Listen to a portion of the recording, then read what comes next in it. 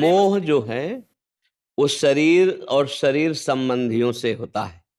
आसक्ति, प्रियता वो भोग में भी हो सकती है, वो शरीर में भी हो सकती है, वो स्थान में भी हो। वस्तु, व्यक्ति, स्थान जो मेरे अनुकूल पड़े उसमें आसक्ति होती है। और जो शरीर और शरीर संबंधी हैं, जितना भी हम विस्तार कर सकते हैं, उन सब से मोह होता है। और मोह होता है अज्ञान के कारण, आसक्ति होती है अज्ञान के कारण। और अज्ञान बैठा हुआ है अंतःकरण में, मन, बुद्धि, चित्त, अहंकार, इसी में। जब ये साधना, उपासना, आराधना के द्वारा अज्ञान का नाश होता है तो बुद्धि शुद्ध निर्णय करती है। शुद्ध निर्णय क्या है?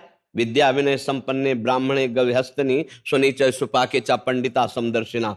मेरे परिवार में या परिवार के बाहर पशु पक्षी जड़ चैतन्य सब में एक परमात्मा तत्व विराज। मोह का नाश हो गया।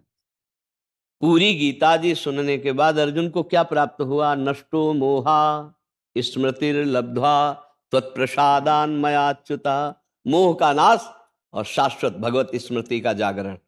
तो जो मोह है वो शरीर और शरीर संबंधियों से होता है। जो आसक्ति है, जो अनुकूल प्रिय रागात्मक वस्तु है, उसमें होती है। वो वस्तु हो सकता है, व्यक्ति हो सकता है, स्थान हो सकता है, मान्यताएं हो सकती है, पद प्रतिष्ठा, जो भी आसक्ति। और इसी आसक्ति और मोह के बंधन में बंधा हुआ प्रेम को कभी जान ही नहीं सकता। और जो प्रेम होता है वो सच्चित आनंद घन से होता है। शरीरों में जो प्रेम कहा भी जाए उसे काम कहते हैं, उसे आसक्ति कहते हैं, उसे राग कहते हैं, प्रेम नहीं कहते। प्रेम शाश्वत होता है, वो शाश्वत से ही होता है। ये जो कहा जाता है ना कि अमुक अमुक से प्रेम है, स्वार्थ की वासना को आप प्रेम नहीं कह सकते हैं। प्रेम जो होता है वो निष्काम होता है।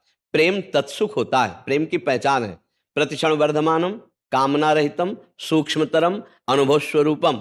बड़ा सूक्ष्म होता है, वो अनुभव में ही आने वाला होता है, प्रतिक्षण बढ़ता रहता है, उसमें कोई कामना नहीं होती। और यहाँ कोई भी संबंध होता है तो कामना से ही होता है। सामने वाले के गुण, सामने वाले का धन, सामने वाले का रूप, सामने वाले के प्रति सुख भोगने की भावना, इसी से संबंध होता है। आप देख लीजिए।